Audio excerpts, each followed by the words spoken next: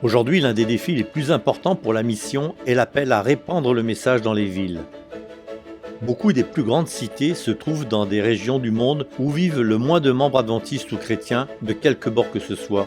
Et même dans les pays où l'Église est bien présente, peu de membres habitent dans les grandes villes. Dans le livre Le ministère en faveur des villes, Ellen White écrit « Quand le travail se fera dans les villes, il en résultera la création d'un grand mouvement. Nul doute que nous aimerions tous voir cela. » Bien, que se passerait-il si vous entendiez Dieu vous appeler à œuvrer dans une ville, mais que vous ne sachiez pas par où commencer? Ellen White nous offre les paroles d'une sagesse qu'elle tire de la vie de Jésus. Seule la méthode que le Christ utilisait apporte le succès quand il est question de transmettre le message aux gens. Le Sauveur se mêlait à eux avec le désir de faire du bien. Il leur montrait sa sympathie et s'occupait de leurs besoins. Il gagnait leur confiance, puis il leur disait « Suis-moi ». Lorsque nous faisons des plans pour entrer en contact avec les habitants des villes, ce que nous pouvons faire de mieux, c'est utiliser la méthode du Christ. Dans votre ville, vous pouvez choisir des quantités de groupes de personnes à atteindre. Vous pouvez entrer en contact avec des jeunes mamans, avec des étudiants d'une université, avec des sans-abri ou avec des gens riches.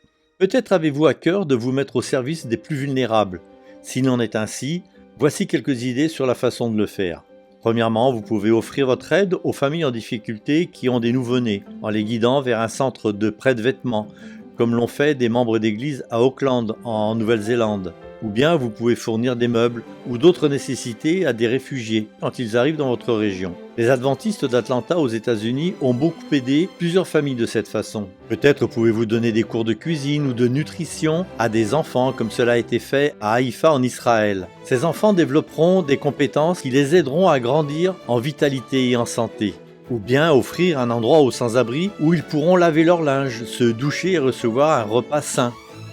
Les adventistes de la ville de Guatemala ont de cette façon simple aidé à changer la vie des plus pauvres. Vous pouvez aussi régulièrement créer des activités pour les personnes atteintes de la maladie d'Alzheimer afin de soulager leurs aidants. C'est ce qu'a fait l'église de Taipei à Taïwan.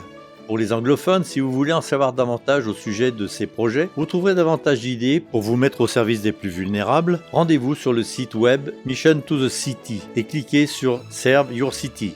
Priez aussi pour que d'autres personnes se sentent poussées à s'investir dans un projet. En utilisant la méthode du Christ et en étant fortifiés par son esprit, nous pourrons entrer en contact avec les habitants des villes. Puis soyez attentifs, car nous le savons déjà, il en résultera la création d'un grand mouvement.